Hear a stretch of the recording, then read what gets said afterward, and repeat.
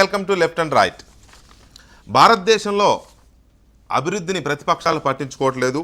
మనం మాత్రం ప్రతిపక్షాలను పట్టించుకోకుండా అభివృద్ధి దిశగానే సాగాలి. అభివృద్ధే మన మంత్రం, అది వికాస్ మంత్ర. ఈ దిశగానే మనం ముందుకెళ్ళాలి. ప్రతిపక్షాలు అభివృద్ధి గురించి, బీజేపీ ప్రభుత్వం, ఎన్డీఏ ప్రభుత్వం చేస్తున్న అభివృద్ధి పథకాల గురించి ప్రజలు చర్చించుకోకుండా ప్రతిపక్షాలు కుట్ర పన్నుతున్నాయి.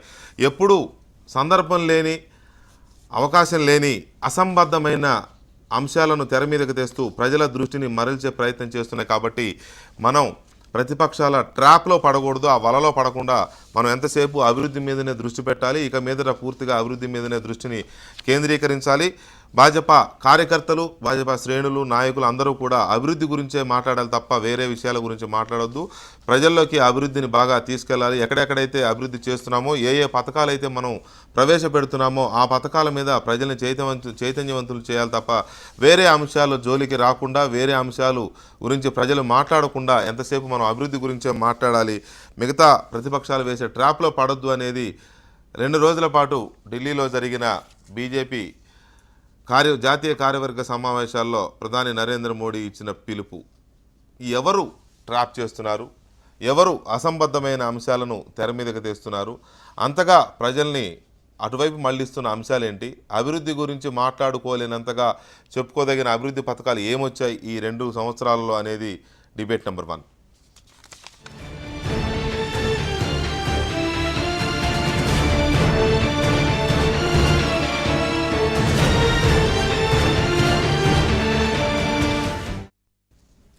రైట్.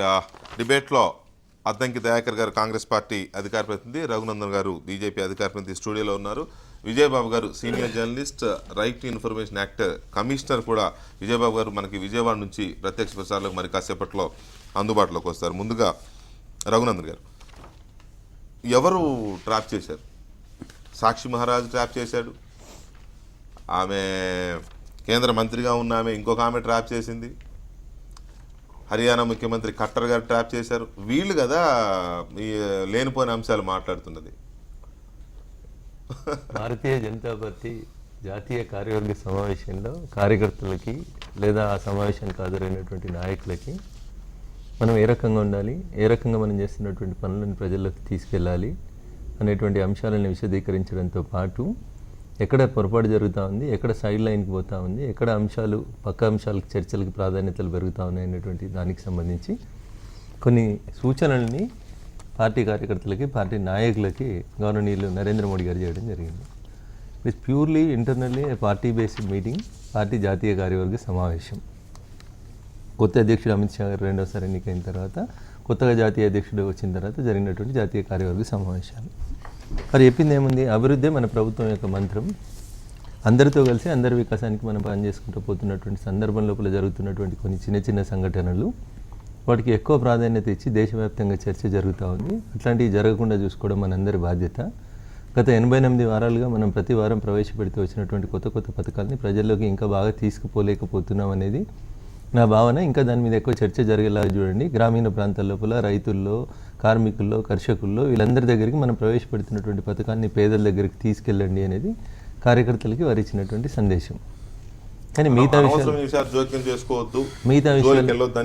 విషయాలు మాట్లాడొద్దు, లేకపోతే మీడియా చర్చలలో వాళ్ళు అడిగిన దానికి చెప్పొద్దు అని ఎక్కడ చెప్పలేదు. వారు చెప్పింది మన లైన్ ఇది, మనం పోతుంది అభివృద్ధి దిశగా పోతా ఉన్నాం.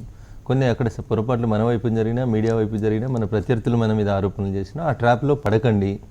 మన గైడ్లైన్స్ ఇవి, మన దిశ ఇది, మన దశ ఇది, మనం పోవలసిన తీరు ఇది అనేది జాతీయ నాయకత్వానికి వారు ఇచ్చినటువంటి సూచన. అన్ని రాష్ట్రాల అధ్యక్షులు, అన్ని రాష్ట్రాల ఎల్పీ లీడర్లు అక్కడ ఉంటారు కాబట్టి మీరు అన్ని అంశాలు అక్కడ చర్చకు వస్తాయి కదా, అంతర్గత సమావేశం కాబట్టి. ఆ సమావేశంలో వారు ఇచ్చిన సూచన. అట్లాంటి అంశాలు వచ్చినప్పుడు జాగ్రత్తగా ఎట్లా హ్యాండిల్ చేయాలి, ఎట్లా ముందుకెళ్ళాలి, వాటికి ఎక్కువ ప్రాధాన్యత వస్తుంది అనేటువంటి భావన చాలా పెరిగిపోతుంది అనేటువంటి అభిప్రాయం కొంతమంది నాయకులు వ్యక్తం చేసినప్పుడు మోడీ గారు ఇచ్చినటువంటి సూచన. అంతేగాని మాట్లాడొద్దు, ఏది మాట్లాడొద్దు, అసలు విమర్శనే స్వీకరించొద్దు అని వారు ఎక్కడ అనలేదు, వారు కూడా చెప్పలేదు. నేను అంటున్నది మీరు వేరే విషయాలు పట్టించుకోవాల్సిన అవసరం లేదు. అభివృద్ధి అనే నినాదంతోనే మనం జనంలోకి వెళ్దాం, అంటే అభివృద్ధి గురించి మాట్లాడదాం. దానికి మనం ఇవ్వాల్సినంత ప్రాచుర్యం ఇవ్వలేకపోతా ఉన్నాము. చిన్న చిన్న అంశాన్ని భూతద్దంలో పెట్టి మన శక్తులు, మన ప్రత్యర్థులు మనల్ని నిర్వీర్యం చేయాలనేటువంటి దానికి మనం కూడా ఏదో మాట్లాడి దాన్ని ఇంకా ఎక్కువ చేస్తున్నట్టు కనబడతా ఉంది. ఇవన్నీ అన్వాంటెడ్ థింగ్స్. చేస్తున్నటువంటి మంచి పనులని ప్రజలకు ఎక్స్ప్లెయిన్ చేయండి అని ఒక మార్గదర్శనం చేసినట్టుగా భావించాలి. గడిచిన 21 నెలల్లో ప్రతిపక్షాలు ఎన్డీఏ ప్రభుత్వాన్ని కానీ లేదా బీజేపీ నాయకులను కానీ ట్రాప్ చేసేంత పెద్ద వ్యూహరచన ఏం చేశాయి? ఒకటి ఇంటర్నల్ అంశమైనప్పటికీ కూడా ఆలోచనకు బీజేపీ రావడం కానీ మోడీ రావడం కానీ ఎన్డీఏ ప్రభుత్వం రావడాన్ని స్వాగతించాల్సిన అవసరం అయితే ఈ మధ్య మీరు తెగ స్వాగతించేస్తున్నారు బీజేపీని. ఎందుకు అంటే వాళ్ళు తప్పు చేస్తున్నారని చెప్పినట్టే కదా, అది ఇప్పటివరకు తప్పు చేసామని అన్నట్టే కదా. అంటే ఆ మాట కూడా వచ్చిందిలేండి. ఇప్పటివరకు మనం అభివృద్ధి గురించి పెద్దగా ఇది చేసుకోలేకపోయాం, ఇక నుంచి అయినా దాని మీద కాన్సన్ట్రేట్ చేద్దాం. ఎందుకు అంటే ప్రతి పౌరుడు ఈ భారతదేశంలో ఉన్నప్పుడు రాజ్యాంగాన్ని గౌరవించాల్సిన అవసరం ఉంటుంది. అంతకంటే మిక్కిలి ప్రజాస్వామ్య దేశంలో వివిధ రకాల ఒపీనియన్స్ ఉంటాయి, వాటిని గౌరవించాల్సిన అవసరం ఉంటుంది. వాళ్ళకు కొంతమందికి తెలియక చేస్తున్న ప్రచారాన్ని, తెలియక చేస్తున్న తప్పులను సమర్థించే విధంగా ఉండొద్దు. అది అసలు మనం కోరుకుంటున్నది, విపక్షాలుగా మేము కోరుకుంటున్నదైనా సమాజం కోరుకుంటున్నదైనా కూడా ఈరోజు జరుగుతున్న తంతు అంతా కూడా బీజేపీతో జరగట్లే. ఆర్ఎస్ఎస్, విహెచ్పి లేకపోతే అలాంటి కొన్ని సంస్థలు, తర్వాత హైందవ ధర్మాన్ని పాటిస్తున్నామనే పేరుతో జరుగుతున్న ఈ ప్రచారాలన్నింటినీ కూడా అడ్డుకట్ట వేయాల్సింది, సమాజం నుంచి మౌలిక సమస్యలు వచ్చినప్పుడు సమాధానం చెప్పాల్సింది మోడీ. అది భారత ప్రభుత్వ ప్రధానిగా తను యొక్క విద్యుక్త ధర్మాన్ని నిర్వర్తించడంలో మౌనంగా ఉంటున్నాడు. మళ్ళీ అక్కడ కూడా వివాదాస్పదంగా ఉంది. ఇప్పుడు మాట్లాడకూడని వాళ్ళు మాట్లాడుతున్నారు, మాట్లాడాల్సిన అంశాల మీద తప్పితే గంటలు గంటలు మోడీ మాట్లాడే ప్రయత్నం చూస్తున్నాం మనం. ఇప్పుడు పార్లమెంట్లో మొన్న జరిగిన చర్చలో రాహుల్ గాంధీ అంతకుముందు రోజు మాట్లాడింది కానీ, లేకపోతే ఖర్గే గారు అంతకుముందు మాట్లాడింది కానీ, ఆ విషయాల పట్ల వారికి ఓట్లే. కాంగ్రెస్ పార్టీని ఏ రకంగా డిమోరల్ చేయాలి, ఏ రకంగా దాన్ని మరొక్కసారి అధికారంలో రాకుండా చేయాలని ఒక ఎత్తుగడతో మోడీ ఉంటున్నాడు తప్పితే ఎందుకు రోహిత్ వేముల అంశంలో స్పందించలేకపోయిండు, ఎందుకు అసహనం మీద జరిగిన చర్చలో పార్లమెంట్లో స్పందించలేకపోయిండు. అభివృద్ధి మాట ప్రభుత్వంలో ఎవరు వచ్చినా చేయాల్సిన సహజ ప్రక్రియ. ఎవరు అవునన్నా కాదన్నా ప్రధానమంత్రి మంత్రులు మాత్రమే చేసేది కాదు అభివృద్ధి అంటే. కింద సెక్రటేరియల్ వింగ్ ఉంటుంది, మొత్తంగా వాళ్ళు చేసే ప్రక్రియ కూడా దాంట్లో కలిసి ఉంటుంది. వీళ్ళు గైడ్ లైన్స్ ఇవ్వగలుగుతారు. అభివృద్ధిని కానీ జరుగుతున్న ఏ కార్యక్రమాన్ని కూడా ప్రభుత్వంలో ఉండే పెద్దలు ఆపే ప్రయత్నం చేయడానికి ప్రయత్నించినా కూడా అది వీలు కాని పరిస్థితి. కానీ రాజ్యం ఎటుపోతుందనే చర్చ దగ్గర మాత్రం బీజేపీ ఎన్డీఏ ప్రభుత్వం కొన్ని విషయాల్లో అచేతనంగా ఉన్నమాట వాస్తవం మనం గమనించినాం కూడా, అక్కడనే ప్రశ్నించినాం. ఇప్పుడు రోహిత్ వేముల దగ్గరకి రాహుల్ గాంధీతో పాటు ఒక 10 పార్టీలు వచ్చి ఒక సానుభూతిని చెప్పిపోగలిగినాయి. మీరు బీజేపీని పక్కన పెట్టి సంఘ పరివారు, ఆర్ఎస్ఎస్, విహెచ్పి ఇట్లా మాట్లాడుతున్నారు, కానీ బీజేపీ మంత్రులే కదా మాట్లాడింది. అలాగే ఆయన ముఖ్యమంత్రి ఖట్టర్ గారు ఎవరు బీజేపీ, ఇప్పుడు పార్లమెంట్ లో మంత్రులుగా ఉన్న వాళ్లే కదా మాట్లాడింది, ఎంపీలుగా మంత్రులుగా ఉన్న వాళ్లే కదా మాట్లాడింది. వాళ్ళు ఎవరైనా వాళ్ళు బీజేపీ ఎంపీలుగా గెలిచారు తప్ప ఆర్ఎస్ఎస్ ప్రచారకులుగానో లేకపోతే విశ్వ హిందూ పరిషత్ నాయకులుగానో కాదు. ఏంటంటే ఇప్పుడు సన్యాసి అయినా సాక్షి మహారాజు ఎంపీ, అవును బీజేపీ ఎంపీ, ఎవరైనా సరే ఆర్ఎస్ఎస్ ప్రచారకైనా లేకపోతే సంఘాలో ఎంత మేరకు ఆయనకు పట్టున్నప్పటికీ కూడా ఆయన ఇప్పుడు ముఖ్యమంత్రి. వాళ్ళను మేము నిజంగా ముఖ్యమంత్రులుగా చూడాలంటే వాళ్ళు ఈ నేపథ్యంతో ఉండొద్దు, మేము అదే దృష్టితో అని అంటున్నాం. మళ్ళీ సంఘ కూడా మనువాద శక్తుల దృక్పథాన్ని ముందుకు తీసుకురావద్దు అనేది మా యొక్క కోరిక.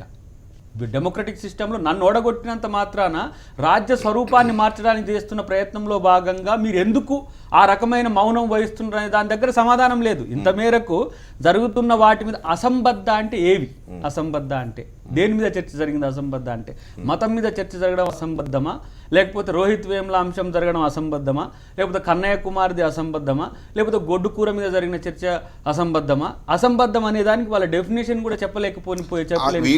ఇప్పుడు వారు అన్న దాంట్లో ఏది అసంబద్ధమైనది ఒక ప్రశ్న. అసలు వాటిని కదిలించింది ఎవరు, ఆ ఇష్యూస్ని లేపింది ఎవరు, ఆ మాటలు మాట్లాడింది ఎవరు? బీజేపీకి ఇంట్రెస్ట్ లేకపోయినా బీజేపీ ఎంపీలుగా గెలుపొందిన ఇటువంటి సంఘ పరివారం నుంచి వచ్చిన వాళ్ళు, లేకపోతే కొంత ఛాందస శక్తులు చేసిన కార్యక్రమాల వల్ల కదా దేశం అంతా చర్చ జరిగింది. వెంకటకృష్ణ గారు, ఇప్పుడు ఎవరు ఏ బ్యాక్గ్రౌండ్ తోటి వచ్చినారు, ఎవరు నక్సలైట్ బ్యాక్గ్రౌండ్ తోటి వచ్చినారు, ఎవరు వామపక్షాల బ్యాక్గ్రౌండ్ తోటి వచ్చినారు, ఎవరు పక్క దేశాల బ్యాక్గ్రౌండ్ తోటి గారు వచ్చినారు అనేదిగా చర్చ. ఇక్కడ భారత ప్రజాస్వామ్యానికి ఎక్కడన్నా కాన్స్టిట్యూషన్ పరంగా వచ్చినటువంటి హక్కుల్ని భారతీయ జనతా పార్టీ అధికారంలోకి వచ్చినాక ఎక్కడన్నా బేసికల్గా మార్చిందా, కాన్స్టిట్యూషన్ని మార్చిందా, లేకపోతే మిత్రులు దయాకర్ గారు ఆరోపించినట్టు మనువాదం తీసుకురావడానికి ఏమన్నా రాజ్యాంగాన్ని సవరించినరా, లేదన్నా ఏమన్నా ఆర్టికల్ కొత్తగా చొప్పించిర్రా, అవన్నీ ఏం లేకుండా పదే పదే విశ్వ హిందూ పరిషత్, ఆర్ఎస్ఎస్, మీరు పరిపాలించిన 6 దశాబ్దాల కంటే ముందు నుంచి కూడా విశ్వ హిందూ పరిషత్తులు ఉన్నాయి, ఆర్ఎస్ఎస్లు ఉన్నాయి ఈ దేశంలో. వాటిని మీరు ఏం చేయాలి, సుప్రీంకోర్టులో ఏం చేయాలి. ఇంకా ఇవి కాకుండా 88 దేశాలకు విస్తరించిన 500 శాఖలు ఉన్నాయి వాళ్ళకి. వాళ్ళు ప్రపంచవ్యాప్తంగా అమెరికా, యూరోప్ అట్లాంటి దేశాలలో పనిచేస్తుంది. విశ్వ హిందూ పరిషత్కి అమెరికాలో శాఖ ఉంది. విశ్వ హిందూ పరిషత్ అంతర్జాతీయ అధ్యక్షుడు రాఘవరెడ్డి గారు ఉన్నారు. ఓకేనా. 88 దేశాలలో ఆర్ఎస్ఎస్కి శాఖలు ఉన్నాయి. 500 శాఖలతోటి ఆర్ఎస్ఎస్ 88 దేశాలలో విస్తరించబడి ఉంది. నేను దేశాల లిస్టు ఏ ఊళ్ళో ఆర్ఎస్ఎస్ శాఖలు నడుస్తున్నాయో లిస్ట్ ఇస్తాను. అందులో బ్రిటన్ ఉంది, అమెరికా ఉంది, యూరోప్ ఉంది, ఇంకా చాలా అభివృద్ధి చెందినటువంటి ప్రజాస్వామిక దేశాలు ఉన్నాయి. కాబట్టి పొద్దున్న లేసి ఆర్ఎస్ఎస్, విహెచ్పి, బ్యాండ్ ఆర్గనైజేషన్స్లా వాటి గురించి చర్చించడం అనేది ఒక ట్రాక్లోంచి మనల్ని పక్క తీసుకుపోయేటువంటి చర్చ అనేది అక్కడ ప్రధాని గారు చెప్తున్నటువంటి అంశం. అక్కడ ఏది అసంబద్ధం అంటే ఇది అసంబద్ధం. మాట్లాడితే మనువాదం వైపు చర్చ తీసుకుపోతా ఉన్నారు, మాట్లాడితే ఆర్ఎస్ఎస్ ఎజెండా వస్తుంది, మాట్లాడితే ఏదో మతోన్మాదులని ఎవరో 4 పేపర్లలో రాసి దాని మీదనే చర్చ జరుగుతుంది. ఇవి అసంబద్ధమైనటువంటి చర్చలు అనేవి మేము అభిప్రాయపడతా ఉన్నాం. వీటి మీద జరగాల్సిన అవసరం లేదు అని చెప్తా ఉన్నాం. ఎందుకంటే ఆర్ఎస్ఎస్ని ఈ దేశంలో ఎవరు బ్యాన్ చేయలేదు. ఆర్ఎస్ఎస్ చాలా గొప్పగా తన సంస్థ నడుపుతుందని చెప్పి జవహర్లాల్ నెహ్రూ గారు చెప్పారు, లాల్ బహదూర్ శాస్త్రి గారు చెప్పారు. అంతర్జాతీయంగా దానికి ఉండేటువంటి గుర్తింపు ఉంది. చైనా వారి సందర్భంగా చూసినాం 1950. ఇప్పుడు ఆర్ఎస్ఎస్ కి ఎవరెవరు ఏ సర్టిఫికెట్లు ఇచ్చారు, లేకపోతే అదేదో బ్యాండ్ ఆర్గనైజేషన్ మనం ఎవరు అనడానికి లేదు. డెఫినెట్ గా అది మీరు అనట్లేదు, నేను నా పక్కనున్న మిత్రుడు అడిగినాడు కాబట్టి ఇట్లాంటి చర్చలలోకి పదే వస్తున్నాయి. కాబట్టి అట్లాంటి వాటికి తావు ఇవ్వకుండా మీరు ఏం చేసినారు, స్వచ్ఛ భారత్ ప్రారంభించినారు. దాని గురించి చర్చ పెట్టండి.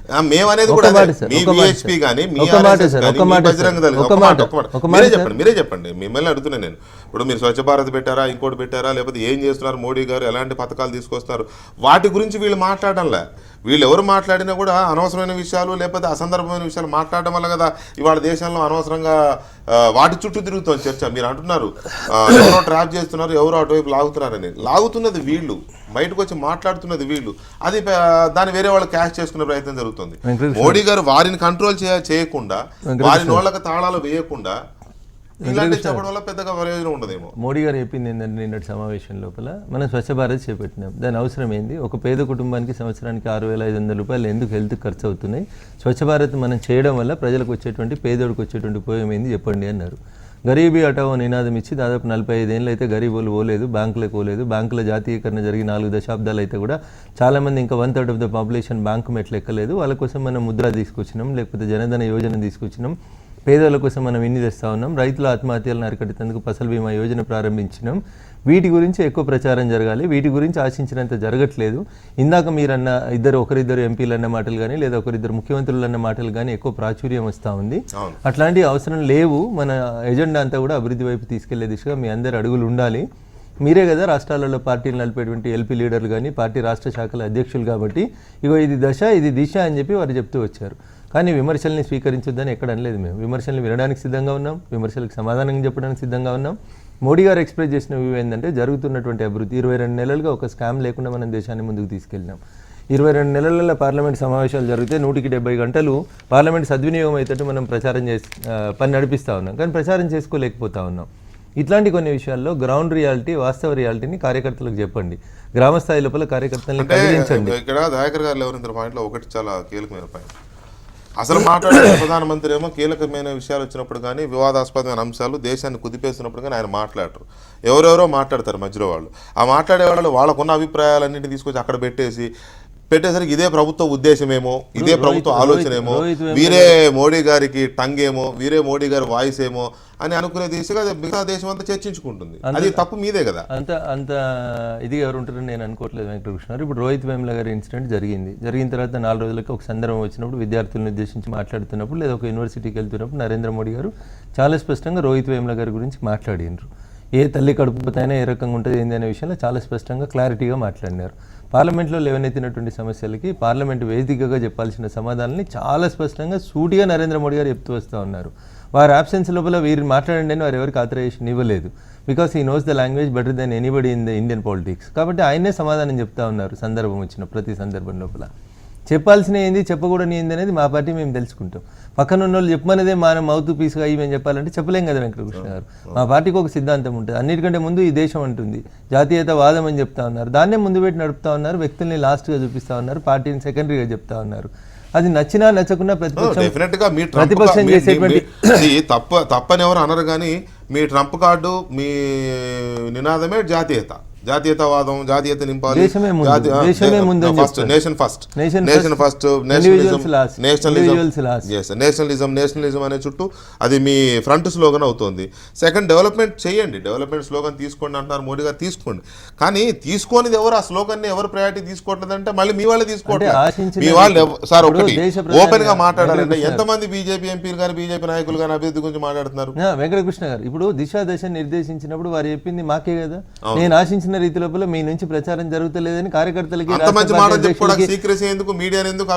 ఒక నిమిషం, రాష్ట్ర కార్యవర్గ సమావేశాలు, జాతీయ కార్యవర్గ సమావేశాలు జరుగుతున్నప్పుడు మీడియాకు బ్రీఫింగ్ ఉంటుంది తప్పితే అందులో అందరు కార్యకర్తల అభిప్రాయాలు లేదా నాయకుల అభిప్రాయాలని మీడియాకి ఎప్పుడు ఏ పార్టీ కూడా అట్లా తీసుకోదు కదా వెంకటకృష్ణ గారు.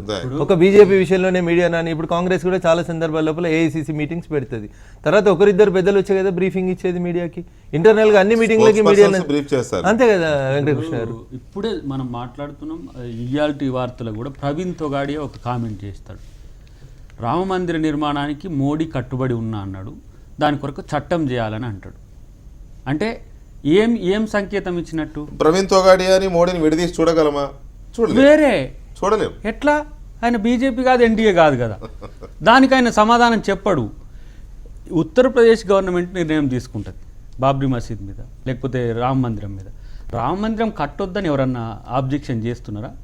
మీకు సమస్య ఉన్న మూలాలన్నిటి కూడా కోర్టు తీర్పిచ్చింది కదా, కట్టుకోవచ్చు కదా. రామ మందిర నిర్మాణం అంశం మాత్రమే తెర మీదకి తేవడం ద్వారా కాంగ్రెస్ పార్టీ మతానికి అనుకూలంగా ఉంటుందా ఉండదా? ఇది సెక్యులరిజం పేరు మీద జరుగుతున్న వాటిల్లో వీళ్ళు హిందూ మతాన్ని పక్కన పెడుతున్నారని ఒక చర్చను తెర మీదకి తీసుకురావడానికి తప్పితే ఎందుకు రామ మందిరం, ఇప్పుడు ఆడ ఉన్నది కాంగ్రెస్ ప్రభుత్వం కాదు కదా, ఆడ ఉన్నది బీజేపీ ప్రభుత్వం కాదు కదా, అఖిలేష్ ఎస్పీ పార్టీతో ఉన్నాడు. ఎందుకు ఆ ప్రభుత్వం మీద ఒత్తిడి తీసుకొచ్చి కోర్టు జడ్జిమెంట్ ఇంప్లిమెంట్ చేసి ఆ రామ మందిరాన్ని ఎందుకు కట్టించలేకపోతున్నారు? రామ మందిరంతోనే రాజకీయం చేయాలనే ఒక సంతు లేకుంటే మేము లేని 2 సంవత్సరాల్లో మీరు ఎన్నో పనులు చేయొచ్చు అక్కడ. ఒకవేళ మేము రామ మందిరం కట్టడానికి వ్యతిరేకమని అనుకుంటే, ఈరోజు ప్రతి విషయంలో కన్నయ్య కుమార్ ఉన్నాడు. ఎవరు మాకేం సంబంధం? కన్నయ్య కుమార్ ఏఎస్ఎఫ్ లేకపోతే సిపిఐ పార్టీకి వామపక్ష భావజాలం ఉన్న నాయకుడు. తన మీద దాడి జరిగినప్పుడు తను కామెంట్ చేస్తున్నది ఎవరు? రాజ్నాథ్ సింగ్ డైరెక్ట్గా చెప్పేసిండు, అక్కడ సంఘ విద్రోహ శక్తులు ఉన్నాయి, జాతి వ్యతిరేక శక్తులు ఉన్నాయి, సెడిషన్ యాక్ట్ పెట్టాలని చెప్పి డైరెక్ట్గా కామెంట్ చేసినప్పుడు తను ముద్దాయి కానప్పుడు ఒక మా పార్టీ కాని వ్యక్తి అయినా మేము అక్కడ మద్దతుకు పోవాల్సిన అవసరం వచ్చింది. కానీ మీరు ఇక్కడ ఇంతవరకు ప్రధానమంత్రి దాని మీద ఒక్క మాట మాట్లాడలేదు. రోహిత్ వేముల అంశంలో కూడా పార్లమెంట్లో అంత పెద్ద చర్చ జరిగి స్మృతి ఇరానీ యాంటీ నేషనల్ రోహిత్ వేములను చేసినప్పటికి కూడా ప్రధానమంత్రి ఒక్క మాట అనలేదు, మౌనంగా ఉండాల్సిన అవసరం వచ్చింది. అక్కడికి మేము పోవద్దంటారు. అంటే మెమన్ను సపోర్ట్ చేసిన వాళ్ళను, అఫ్జల్ గురువును సపోర్ట్ చేసిన వాళ్ళను సపోర్ట్ చేసే రాహుల్ గాంధీ దేశద్రోహి అంటారు. అంటే కన్నయ్య కుమార్ దేశద్రోహిగా తేలడు, ఆయన మేము వాళ్ళని మద్దతు చెప్తే దేశద్రోహులమే. మేము ఇలా రోహిత్ వేములకు దోషద్రోహిగా ఎవరు తేల్చరు, చట్టాలు తేల్చరు, ఏవి తేల్చరు. కానీ మేము ఆడికి పోయి మేము దీక్ష చేసినందుకు మేము దేశద్రోహులమే. అంటే టార్గెట్ కాంగ్రెస్ ముక్త భారత్ అనే అంశం చుట్టే వాళ్ళ యొక్క అనుబంధ సంఘాలు, వాళ్ళ యొక్క స్ఫూర్తి కేంద్రాలు పనిచేస్తున్నాయి తప్పితే వాస్తవ పరిస్థితులు నిజంగా అభివృద్ధి మీద ఎందుకు చేయట్లేరు? మీరు నల్లధనాన్ని వెలికి తీయమని చెప్పేసి ఒక్క సంఘం ఇయ్యేది ఎందుకండి? 15 లక్షల రూపాయలు వస్తాయి, దాదాపు 75 లక్షల కోట్లు ఉన్నాయి, అవి కాంగ్రెస్ పార్టీ నాయకుల పేరు మీదనే ఉన్నాయని సోషల్ మీడియాలో వస్తున్న మీరే ప్రచారం వాళ్ళే చేస్తున్నప్పుడు ఎందుకు వాటిని తీసుకురారు అని చెప్పేసి ఆయన పేరేంది, ఆయన అశోక్ సింఘాల ఆర్ఎస్ఎస్, ఆయన ఎందుకు అడగడండి? మోహన్ భగవత్ సంథింగ్. నేను రిజర్వేషన్స్ సమీక్షించాలనే సోయి ఉంటుంది, కానీ రిజర్వేషన్స్ కొరకు జరుగుతున్న పోరాటాలను ఎట్లా వాటిని కన్విన్స్ చేయాలనే ఒక సూచన ఎందుకు ఆర్ఎస్ఎస్ చేయదు, లేకపోతే బీజేపీ చేయదు? పార్టీగా వాళ్ళకి ఆ ఉద్దేశాలు ఉండవా? జాట్లు కానీ, కాపులు కానీ, లేకపోతే అక్కడ వాళ్ళ పేరేంది, మన రైలు పలగొట్టిన వాళ్ళ పేరేంది, ఇన్ని రిజర్వేషన్లు ఇక్కడికో ఇప్పుడు రెడ్లు కూడా మాకు రిజర్వేషన్లు కావాలని వస్తున్నాయి. ఈ వీటి గురించి సమీక్షించాలనుకుంటున్నప్పుడు వీళ్ళని ఒక దగ్గర కూర్చోబెట్టి ఏ రకంగా సమీక్షించగలం అని ఒక చర్చ ప్రభుత్వం ఎందుకు తీసుకురాలేకపోతుంది? మీరు అభివృద్ధి మీద మీరు చేసే ప్రతి పనిని మేమంటే నష్టపోయేది మేమే, మీరు చేసే వాటిని మీరు కంపల్సరీ చెప్పుకోవాల్సిన బాధ్యత ఉంటుంది. ఇక్లాక్ దగ్గర గొడ్డు కూర తినడానికి చంపిన దాని దగ్గర మేము మాట్లాడకండి, అది రాష్ట్రానికి సంబంధించిన సమస్య, అక్కడ రాష్ట్ర ప్రభుత్వం తెలుసుకోవాలి. కానీ ఇంత పెద్ద తంతు జరిగి అమీర్ ఖాన్ వాళ్ళందరూ మాట్లాడుతున్నప్పుడు పార్టీ సీరియస్గా మాట్లాడుతుంది. ఏంటి, అమీర్ ఖాన్ ముస్లిం చేయబట్టి ఆ రోజు ఇంతెందుకు మొన్న జరిగిన చూడండి, మనం ఆవును పూజించాలి, తల్లి లాంటిది, ఒక ఆవుతో 4 ఎకరాల సేద్యం చేయవచ్చు అనేది మేము వింటున్నాం. కానీ గుర్రం ఏం చేసింది? గుర్రాన్ని కాలిరగొట్టిండ్రు. ఏంది అంటే మా వాళ్ళు కాదంటారు. గుర్రం అరబిక్ చేయబట్టి చంపేస్తారా, ముస్లింల వాళ్ళకి చేయబట్టి? ఎందుకు ఈ తరహా ఒక చర్చ, ఈ మతాల మధ్యన వైరుధ్యాలను పెంచే ప్రయత్నం ఎందుకు బీజేపీ వచ్చినాక అంటే మీనాటి వాళ్ళు కూడా మరి ప్రతిదాన్ని భూతద్దంలో చూస్తున్నారు. భూతద్దం కాదు, ఆయన గుర్రాన్ని కొట్టింది ఎందుకు అని అంటే ఆ మందులో అది కొంచెం ఇదయ్యి కాలు దొక్కిందని. అది కామన్ గుర్రం కాదు వెంకటకృష్ణ గారు, అది కొంత వందల మంది ప్రాణాలు కాపాడిన యొక్క ఒక దాని పేరు శక్తిమాన్. కాబట్టి నేనేమంటున్నానంటే, మీరు డెమోక్రటిక్గా ఉన్నంత కాలం ప్రజలు మిమ్మల్ని ఏమనే అవకాశం లేదు. మాలాంటి వాళ్ళు అన్నా కూడా మేమే ఫెయిల్యూర్ అవుతాం. మేము కావాల్సి రాజకీయ ప్రేరేపణల కొరకు మిమ్మల్ని రాజకీయ దురుద్దేశంతో మీ మీద కామెంట్స్ చేస్తే అది కంపల్సరీ మాకు నెగిటివ్ అవుతుంది. ఈరోజు రాహుల్ గాంధీ మాట్లాడిన దానికి సమాధానం చెప్పడానికి ఇష్టం లేకనా, రాహుల్ గాంధీకి స్మృతి ఇరానీని పోటీగా భావించి ఆ రోజు స్మృతి ఇరానీదే దీనికి సరైన సమాధానం అని అనుకున్నాడా, లేకపోతే దళితుల సమస్యల పట్ల, లేకపోతే ఎవరైతే కమ్యూనిస్టుల సమస్యల పట్ల వాళ్ళకి ఏమైనా చిత్తశుద్ధి ఉన్నట్టా లేనట్టా వారు స్పందించకపోవడం అనేది మాకు కూడా ఇంతవరకు అర్థం కావట్లేదు. అంటే మోడీ ఈ విషయాల్లో మౌనంగా ఉండడం వెనుక ఇష్యూని సబడైజ్ చేయడానిక? నేను పదే మీరు మోడీని పొగుడుతున్నందుకు మీరు చాలా ఆశ్చర్యపోతున్నారు. ఏంటంటే తానేమో డెమోక్రటిక్ సిస్టమ్స్ ఎవాల్వ్ చేయాలని ఒక సిస్టమేటిక్ అప్రోచ్ను ఇండియన్ కాన్స్టిట్యూషన్ ఫాలో కావాలని ఒక ఆచరణాత్మకంగా చూపించే ప్రయత్నం చేస్తున్నాడు. కానీ తనను తీసుకొచ్చిన శక్తులు తనను ఆ విధంగా నిలబెట్టడానికి అది దట్స్ వాట్ నేను దాన్ని అందుకనే ఇప్పుడు ఈ చర్చ వారు తీసుకురావడం కూడా దానిలో ఒక భాగమే అనుకుంటున్నాను. వెంకటకృష్ణ గారు నరేంద్ర మోడీ గారిని దయాకర్ గారు, వెంకటకృష్ణ గారు, ఎన్డీటీఓ ఇంకెవరో తీసుకురాలేదు. ప్రజలు ఓట్లేస్తే ఆయన ప్రధానమంత్రిగా ఎన్నుకోబడ్డాడు, ప్రజాక్షేత్రాల నుంచి వచ్చారు. కాబట్టి ఆయన తెచ్చిన వాళ్ళు, ఈయన తెచ్చిన వాళ్ళు, ఆయన అద్దెకు రాలేదు, లేకపోతే నామినేట్ చేస్తే రాలేదు, సీల్ కవర్లో రాలేదు. పార్టీ ఎన్నికల కంటే ఏడాది ముందు ఆయన డెమోక్రటిక్గా కూర్చొని ఒక్కనే కూర్చొని భారతీయ జనతా పార్టీకి ఒక విధానం ఉంటుంది. భారతీయ జనతా పార్టీ పార్లమెంటరీ బోర్డు అనేది ఎన్నికలు మార్చి 2014లో జరిగితే సెప్టెంబర్ 2013లోనే ఒక సమావేశం పెట్టుకొని ఎవరు భావి భారత ప్రధాని అనే దాని మీద పార్టీలో సుదీర్ఘంగా చర్చ జరిగిన తర్వాత నరేంద్ర మోడీ గారు 2014 ఎన్నికలలో భారతీయ జనతా పార్టీ అధికారంలోకి వస్తే మా కాబోయే ప్రధానమంత్రి అని చెప్పి భారతీయ జనతా పార్టీ పార్లమెంటరీ పార్టీ బోర్డుని తీర్మానం మేరకే వారు ప్రధానమంత్రి అభ్యర్థికి వచ్చినారు. కాబట్టి వారిని ఎవరో తెచ్చిరు, ఆయన తెచ్చింది, ఈ సంఘం ఆ సంఘం, ఇవన్నీ అసంబద్ధమైన చర్చ. ప్రజాస్వామ్యబద్ధంగా ఇవే ఇట్లాంటి చర్చలే వద్దని మేము చెప్పదలుచుకునేది మమ్మల్ని చెప్పనీరు. మీరు చెప్పదలుచుకున్నంతా మీరు చెప్పిండ్రు కదా, మీరే చెప్పండి. కానీ అవసరమైనప్పుడేమో మేము గర్వపడుతున్నాం, ఆర్ఎస్ఎస్ శిక్షకులుగా కార్యకర్తలుగా ఉన్నందుకు గర్వపడుతున్నాం అని చెప్తారు. ఇలాంటి సందర్భం వచ్చినప్పుడేమో వారెవరో మాట్లాడితే మాకు సంబంధం ప్రభుత్వ విధానం. నన్ను సమాధానం చెప్పాను. ఆర్ఎస్ఎస్కు నాకు సంబంధం లేదని వెంకయ్య నాయుడు గారు చెప్పలేదు, నరేంద్ర మోడీ గారు చెప్పలేదు. అదొక జీవన విధానాన్ని, ఒక క్రమశిక్షణను మాకు నేర్పించింది. దాని సభ్యులమై మేము ఈ స్థాయికి ఎదిగినందుకు మేము నిజంగా గర్వపడుతున్నాము అని on the floor of the హౌస్లో వెంకయ్య నాయుడు గారు చెప్పారు, నరేంద్ర మోడీ గారు చెప్పినారు. So it is wrong. నేను మళ్ళీ అడుగుతా ఉన్నా, is it a banned organization? క్రమశిక్షణ కోసం, దేశం కోసం ఎట్లా పనిచేయాలని చెప్తున్నటువంటి ఒక సంస్థ అది. పొద్దున్నేస్తే ఆర్ఎస్ఎస్ మీద మాట్లాడే బదులు వాళ్ళు ఏం చెప్తున్నారు ఏందనే దాని మీద ఒక చర్చ పెట్టినప్పుడు సమాధానం చెప్తాం మేము. ఇప్పుడు దయాకర్ ఒక చర్చలు ఏమనెత్తిండు, నల్లధనం మీద ఎందుకు మాట్లాడతలేడు నరేంద్ర మోడీ అని అడుగుతా ఉన్నారు.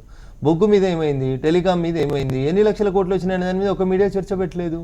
10 బొగ్గు దాన్ని గనులని మళ్ళీ రీవేలం వేస్తే దాదాపు 2 లక్షల కోట్లు వచ్చినాయి దేశ ఆదాయానికి. దాని గురించి మాట్లాడతలేం మనం. నల్లధనం గురించి మాట్లాడమనూరి కాంగ్రెస్ పార్టీని, చర్చ పెట్టమనూరి కాంగ్రెస్ పార్టీని. 2010 సంవత్సరంలో మీకు ఏ లిస్ట్ అయితే వచ్చిందో, మీకు వచ్చిన లిస్ట్నే ఇవాళ సుప్రీంకోర్టు ముందు పెట్టడం జరిగింది కేంద్ర ప్రభుత్వం. మీరు ఇచ్చిన లిస్టే కేంద్ర ప్రభుత్వం మీ దగ్గర లిస్ట్ పెట్టుకొని 2010 నుంచి 2014 దాకా కనీసం సిట్ అయ్యాక, కనీసం సుప్రీంకోర్టు రిటైర్డ్ న్యాయమూర్తిని సుప్రీంకోర్టు అడిగినా ఇవ్వక మీరు పెండింగ్ పెట్టుకున్నటువంటి దాన్ని మొదటి క్యాబినెట్ మీటింగ్లోనే ఆయన సంతకం పెట్టి సిట్ వేసిండు. నేను సూటిగా అడుగుతున్నా, సుప్రీంకోర్టు కూడా చాలా మాట్లాడింది. సుప్రీంకోర్టుకు లిస్ట్ ఇచ్చినాం సీల్ కవర్ లోపల. సుప్రీంకోర్టు ఎందుకు లిస్టు బయట పెట్టలేదు వెంకటకృష్ణ గారు? ఎందుకు పెట్టలేదు? పెట్టకూడదు కాబట్టి, దానికి కొన్ని నిబంధనలు ఉన్నాయి కాబట్టి. ఆ నిబంధనల ప్రకారం సిట్కు ఒక చీఫ్ ఆఫ్ రిటైర్డ్ సుప్రీంకోర్టు జడ్జిని వేసారు, వారికి లిస్ట్ ఇచ్చారు, వారితో ఈడీ తోటి ఐటీ తోటి మళ్ళీ అంతా ప్రోబ్ జరుగుతూనే ఉంది కదా. That list was not created or not prepared by the NDA government. It is a list received by the central government in the year 2010. Venkatakrishna గారు నల్లధనం గురించి అని మాట్లాడుతున్న వాళ్ళు మీకు కూడా చాలా మంది ఉన్నారు కదా, కపిల్ సిబాలు, చిదంబరాలు. రమ్మనుండ్రి సుప్రీంకోర్టుకి, if anything Modi is doing against black money, వచ్చి సుప్రీంకోర్టులో ప్లీ రండి. సుప్రీంకోర్టులోనే నడుస్తుంది కదా still the case is pending. Exactly హామీ ఇచ్చిన ఇవ్వలేదని చెప్పలేదు, తెస్తున్నాం మేము. ఇప్పటికీ ఈ దేశం నుంచి మేము అధికారంలోకి వచ్చిన తర్వాత నల్లధనం బయటికి పోకుండా కొత్త చట్టాలను తీసుకొచ్చినాం. పోయిన నల్లధనాన్ని వెనక్కి తీసుకురావడానికి సిట్ వేసినాం. సుప్రీంకోర్టు ముందు విషయం పెండింగ్ లో ఉంది. నిజంగా సుప్రీంకోర్టుకు చిత్తశుద్ధి ఉంటే డే టు డే నడుపుమనండి దాన్ని, మేము వద్దంటున్నామా? ఆ ఇన్వెస్టిగేషన్ ప్రతిరోజు నడపనండి, దానికి కావాల్సిన ఏజెన్సీస్ని మేము సహకరిస్తాం. ఇంకా రెండోది వారు చెప్పారు, చాలా సందర్భాల్లో నరేంద్ర మోడీ గారు మాట్లాడతలేరు, ఎవరు మాట్లాడిన దానికో సమాధానం చెప్పాలి. Smriti Irani is the concern minister. Smriti Irani గారు ఉత్తరం రాస్తేనే ఇవన్నీ జరిగినాయని మీరే పదే పదే ఆరోపించినారు. కాబట్టి సంబంధిత మంత్రి ఆరోపణకి సమాధానం చెప్తారా? వారి మీద వచ్చినటువంటి వ్యక్తిగత ఆరోపణలకు ఎవరు సమాధానం చెప్పాలి? వెంకటకృష్ణ రైట్. మాజీ ఎంపీ సిపిఎం ఆంధ్రప్రదేశ్ రాష్ట్ర కార్యదర్శి మధు గారు లైన్లో ఉన్నారు. మధు గారు నమస్తే అండి. నమస్కారం వెంకటకృష్ణ గారు. మధు గారు, నిన్న మొన్న మీరు చూసారు బీజేపీ జాతీయ కార్యవర్గ సమావేశాలు. అందులో మోదీ గారి స్పీచ్లో ఆయన ప్రధానంగా ఫోకస్ చేసింది డెవలప్మెంట్, వికాస్, సబ్కా వికాస్. ఈ దేశంలో చాలా రకాల అభివృద్ధి పథకాలు మనం చేస్తున్నప్పటికీ వాటి మీద చర్చ జరగకుండా అసంబద్ధమైన అంశాలన్నింటినీ తెర మీద తీసుకొచ్చి ప్రతిపక్షాలు ప్రజల్ని దృష్టి మళ్లించే ప్రయత్నం చేస్తున్నాం. ఆ ట్రాప్లో పడకండి, ఆ ట్రాప్లో పడకుండా అభివృద్ధి గురించి మాట్లాడండి, ఆ ప్రతిపక్షాలు చేసే అంశాల గురించి మాట్లాడకండి అనేది వారు చెప్పిన మాట. సో దీని మీద ప్రతిపక్షాలు ఎటు డైవర్ట్ చేశాయి, ప్రతిపక్షాలు ఎవరి దృష్టి మళ్లించాయి? మీరేమైనా అలాంటి ప్రయత్నం చేశారా? కాన్స్పిరసీ మేము కాదు, ప్రతిపక్షాలు ఎవరు కూడా ఈరోజు ప్రత్యేకంగా బీజేపీ యొక్క రాజకీయ విధానాల్ని డైవర్ట్ చేసేటువంటి కార్యక్రమాన్ని ప్రతిపక్షాలు ఏమి చేపట్టలేదు. వాస్తవంగా ఆ పని చేస్తున్నది బీజేపీ. ఒక్క ఉదాహరణ చెప్తా, నేను ఈరోజు ఉదాహరణ చెప్తా. ఈరోజు పీడీపీ, జమ్మూ కాశ్మీర్ లో ఉన్నటువంటి పీడీపీ మహబూబా పార్టీ, ఆ పార్టీని పిలిచి ఈరోజు బీజేపీ వాళ్ళు చర్చలు జరుపుతున్నారు ఉమ్మడిగా ప్రభుత్వాన్ని నడిపేదాని కోసం. ఆ పీడీపీ ముఫ్తీ మహమ్మద్ సయీద్ యొక్క కుమార్తె, వారు అఫ్జల్ గురుని ఉరిదీసిన పద్ధతిని అభ్యంతరం వ్యక్తం చేసింది ఆ పార్టీ. ఆ పార్టీతో కలిసి వీళ్ళు ప్రభుత్వాన్ని ఏర్పాటు చేస్తున్నారు. అక్కడేమో వాళ్ళ రాజకీయ అధికారానికేమో అఫ్జల్ గురుని ఉరిదీయడం తప్పు అని చెప్పిన పార్టీతో కలిసి పొత్తు కలిపి చేస్తారు. ఇక్కడ ఏంటంటే యూనివర్సిటీలో అన్ననే మాట అన్నాడని చెప్పి లేని దాన్ని కల్పించి ఇక్కడ లేనిపోని సమస్యని సృష్టించారు. అందుకని బీజేపీ ఈరోజు పూర్తిగా మతపరమైనటువంటి పందాన్ని అమలు జరపడం కోసం ప్రయత్నం చేస్తుంది.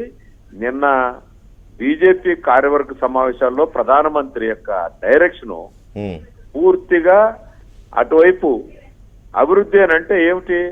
ఇవాళ నల్లగొండలో ఫాదర్స్ ని వాళ్ళ మీద దాడి జరిగింది. బీజేపీ, ఏబీవీపీ, ఆర్ఎస్ఎస్ ఇద్దరు కలిసి దాడి కొట్టారు.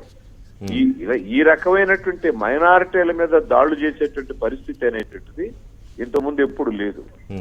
ఇవన్నీ జరుగుతూ ఉంటే అసహనం అనేటువంటిది దేశంలో పెరిగిపోతుందని చెప్పేసి చెప్తూ ఉంటే వాటన్నిటిని పట్టించుకోకుండా అభివృద్ధి అనేటువంటి పేరుతో పూర్తిగా పరిస్థితుల్ని డైవర్ట్ చేస్తుంది బీజేపీ. అంటే డెవలప్మెంట్ అసలు ఏమీ చేయకుండా వాళ్లే కావాలని దృష్టి మరుస్తున్నారు అనేదా మీ ఆరోపణ? అంతే పూర్తిగా డెవలప్మెంట్ ఏముందండి వాళ్ళ దాంట్లో?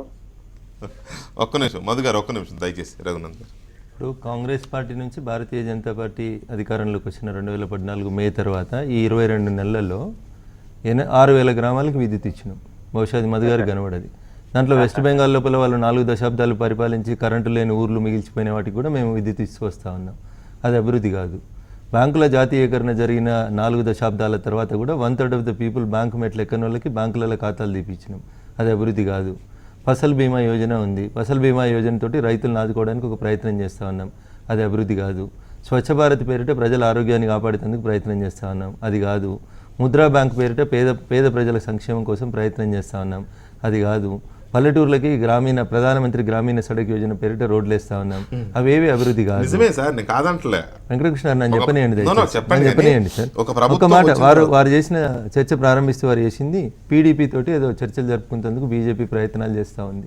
మనం తెలుగుదేశం తోటి పొత్తు పెట్టుకుంటే తప్పు లేదు, మనం కాంగ్రెస్ తోటి పొత్తు పెట్టుకుంటే తప్పు లేదు, మనం ప్రతి ఎలక్షన్లకు ఒక్కొక్కరితోటి పొత్తు పెట్టుకుంటే తప్పు లేదు. ప్రజలు ఓట్లు వేసిన తర్వాత అక్కడ 2 పార్టీలకి ప్రజలు ఓట్లు వేసినారు, ఇద్దరు కలిసి అధికారం చేసుకోవడానికి ఏం పని చేయాలి అనే దాని మీద చర్చలు జరుగుతూ ఉన్నాయి. అవి బహిరంగంగా జరుగుతూ ఉన్నాయి, సాటికి ఏం సీక్రెట్గా చేసుకుంటలేరు. అక్కడ వారు చెప్పింది ఏంటంటే ఉరితీత పద్ధతిని వ్యతిరేకిస్తూ వారు రాష్ట్రపతికి ఉత్తరం రాసిండ్రు PDP party. So is it undemocratic? ఆ పార్టీకి ప్రజలు ఓట్లే లేదా? దాంతో పొత్తు పెట్టుకోవడం ఎట్లా ఇబ్బందికరం అవుతుంది మీకు? ఎన్నికల కంటే ముందు పొత్తు పెట్టుకున్నారా? సిపిఎం నాయకుడు మధు గారిని రాజ్యసభ సభ్యుడిగా ఉన్నప్పుడు ఎంఐఎంలు కొట్టిరు, ఏమైంది? ఆ రోజు ఎవరు మాట్లాడిరు? మళ్ళీ మీరు నేను ప్రజాస్వామికవాదులమే కదా మాట్లాడింది. ఎందుకు కొట్టిరు మధు గారిని?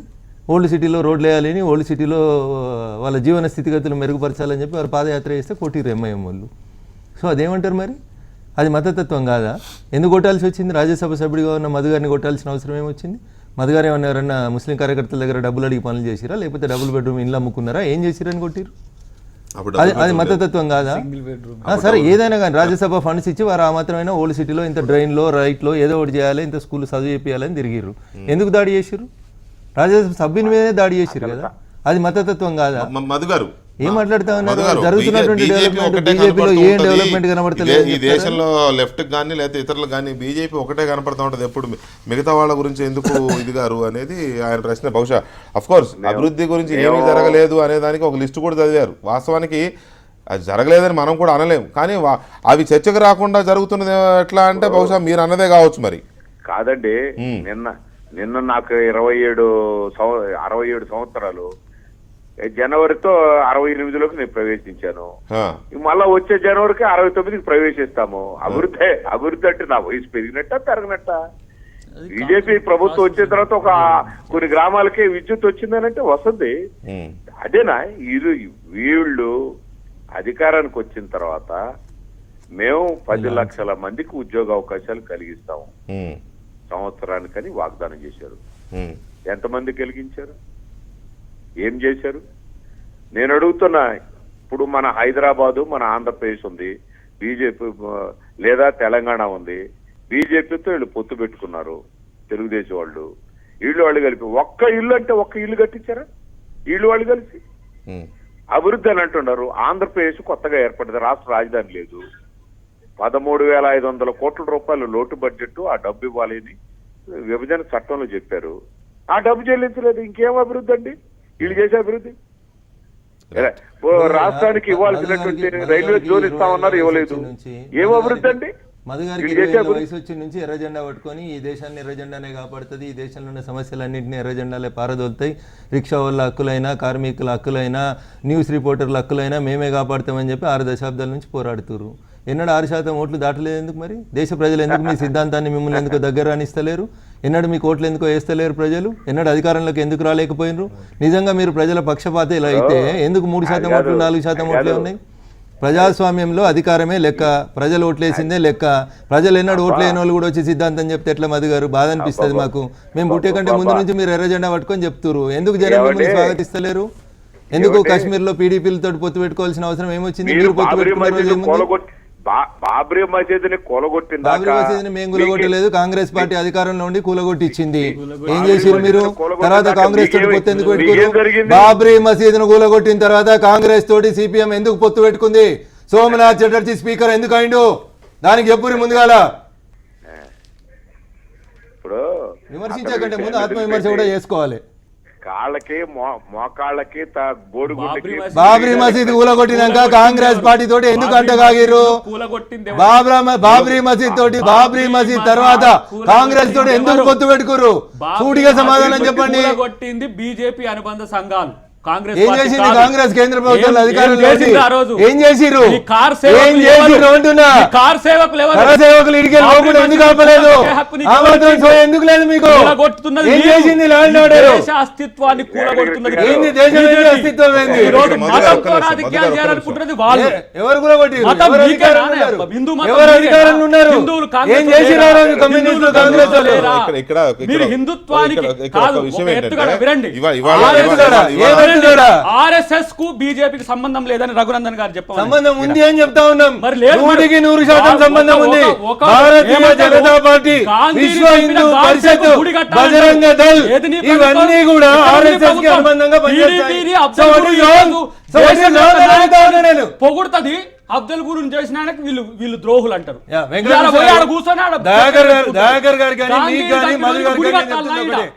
టీడీపీ అనేది భారత ఎన్నికల సంఘం చేత గుర్తింపబడి పోటీ చేసిన ఒక రాజకీయ పార్టీ. టీడీపీ మీరు ఉరితీసిన విధానాన్ని వ్యతిరేకిస్తూ రాష్ట్రపతికి ఉత్తరం రాసింది. మాట అర్థం కాదు ఏంటంటే, నిజమే బాబ్రీ మసీదుని కూలగొట్టింది కారసేవకులే, కానీ కూలగొట్టినప్పుడు అధికారంలో ఉన్నది కాంగ్రెస్ పార్టీ. కాంగ్రెస్ పార్టీ అధికారంలో ఉంది కదా అని చెప్పి వారంటే, లేదా కూలగొట్టింది మీరు కదా అంటారు. మరి అప్పుడు ప్రభుత్వాన్ని ఇప్పుడు బీజేపీ ఉంది కాబట్టి బీజేపీని ఒక్క నిమిషం సార్, మధు గారు ఒక్క నిమిషం సార్ ప్లీజ్. ఇప్పుడు బీజేపీ ఉంది కాబట్టే కదా దేశంలో ఎక్కడేం జరిగినా బీజేపీ వచ్చింది కాబట్టే జరుగుతుంది అనేది. ఒరిస్సాలో క్రైస్తవ మత ప్రచారకులను ఊచకోత కోసినప్పుడు యూపీ అధికారంలో ఉంది. మరి అప్పుడు యూపీ ఎందుకన్నా అప్పుడు కూడా బీజేపీని అన్నారు కదా. ఇప్పుడు అంటే మీ అప్రోచ్ ఎలా ఉండదంటే, కాంగ్రెస్ అధికారంలో ఉన్నా జరిగే వాటికి బీజేపీ, బీజేపీ అధికారంలో ఉన్నా జరిగే వాటికి బీజేపీ. మరి అక్కడ అధికార పార్టీ బాబ్రీ మసీదు కూలగొట్టిన అంశం ఎవరికి నెగిటివ్ అయింది? బీజేపీకి నెగిటివ్ అయిందా? కాంగ్రెస్. ఎవరిని అంటారు ముద్దాయిగా? కాంగ్రెస్ కి అంటారు. కూలగొట్టింది ఎవడంటున్నా నేను? కూలగొట్టింది బీజేపీ డెఫినెట్ గా. సంఘ పరివారం అది మాత్రమే కావాలి నాకు. అద్వానీ రథయాత్ర చేసిందే రామ మందిరం కోసం. రథయాత్ర చేసిందే రామ మందిరం కోసం. దానికి కోఆర్డినేటర్ నరేంద్ర మోడీ గారు. నేనేమంటున్నా, ఒకటి వాళ్ళు అవునన్నా కాదన్నా మీరు చేతులు ముడుచుకొని కూర్చోవడం అంటే కట్టేది ఆ కార్యక్రమానికి మీరు కూడా శివలింగం మీద ఈగని పెట్టి ఈ రోజు దాన్ని కొడితే శివలింగాన్ని కొట్టినట్టు చెప్పొద్దు. ఈ రోజు కారు సేవకుల మీద కాల్పులు చేస్తే ఏం చేస్తారు? భారత ప్రభుత్వానికి ఆ సత్తా లేదా? ఆ దమ్ము లేదా?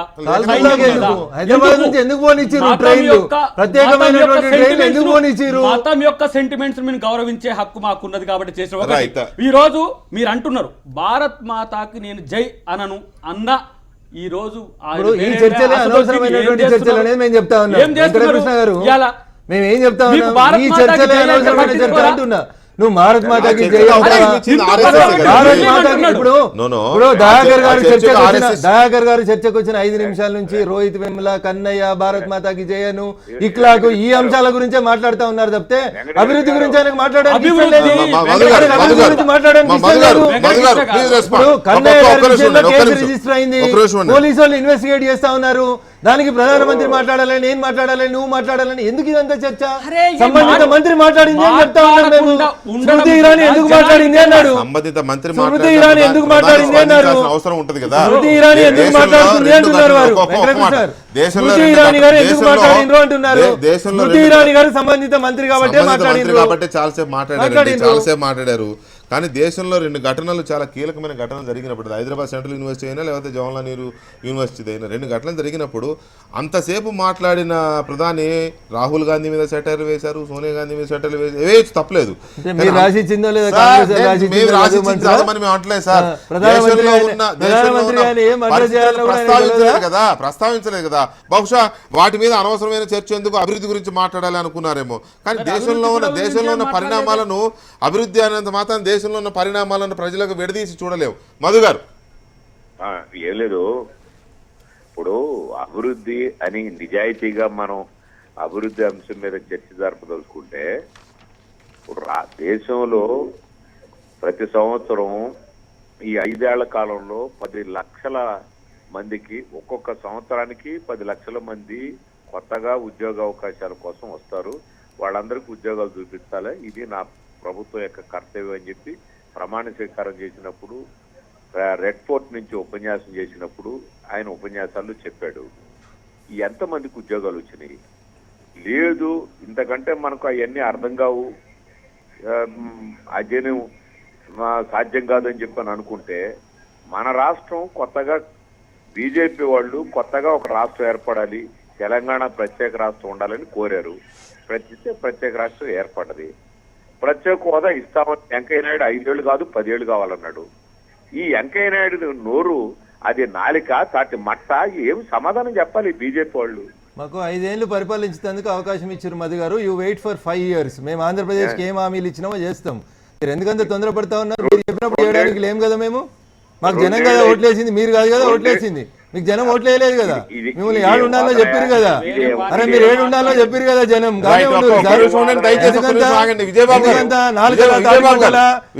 నాలుకనే ఆయన ఉన్నదినట్టే మాట్లాడతాడు. మీలాగా పొద్దుగాల ఒకటి పొద్దు మాట్లాడాడు. చెప్పండి సార్. మధు గారు ఒక నిమిషం. వాస్తవమే మాట్లాడుతున్నారు. కొత్త రాష్ట్రాన్ని ఎట్లా ఆదుకోవాలి మీతో చెప్పించుకునేంత స్థితిలో వెంకయ్య నాయుడు గారు లేరు. అట్లా అనుకోవద్దులే కానీ వాస్తవాలు చెప్తా ఉన్నాం మేము. వాస్తవాలు చెప్తా ఉన్నాం మేము. వాళ్ళ సిద్ధాంతం చెప్పుకోమనండి సార్. వాళ్ళ సిద్ధాంతం వాళ్ళు చెప్పుకోమనండి. అవును వెంకయ్య నాయుడు నోరు తాటిమట్ట అంటే అవును నువ్వు చెప్పాల్సిన అవసరం లేదని చెప్తున్నా. సిపిఎం సిద్ధాంతం అయితే అనుకోనియండి. సిపిఎం సిద్ధాంతం అనుకుంటే మేము దానికి సమాధానం చెప్పొద్దా? సిపిఎం వాళ్ళు వచ్చి బీజేపీ వాళ్ళని ఏది పడితే అది తిట్టవచ్చు. నీకు జనం ఓట్లేయాలి, నీ సిద్ధాంతాన్ని జనం ఎన్నడో పారవలేదని చెప్తున్నా. తప్పుంటే చెప్పండి. 52 ఎంత శాతం ఓట్లు వచ్చినాయి, 57 ఎంత చెప్తాం మేము లెక్క.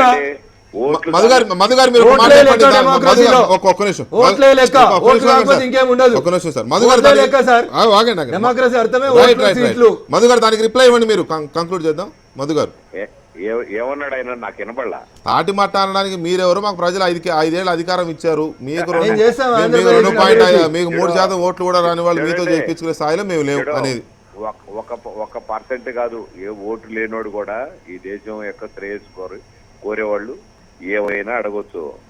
ఇష్టం వచ్చిన వాగ్దానాలు చేయొచ్చు. ఏం వాగ్దానం అమలు జరపలేదని చెప్పేసి అడిగే హక్కు లేదు ఎవరికి. అడగొచ్చు ప్రజల పక్షాన్ని అడగొచ్చు. మేము స్వాగతిస్తాం.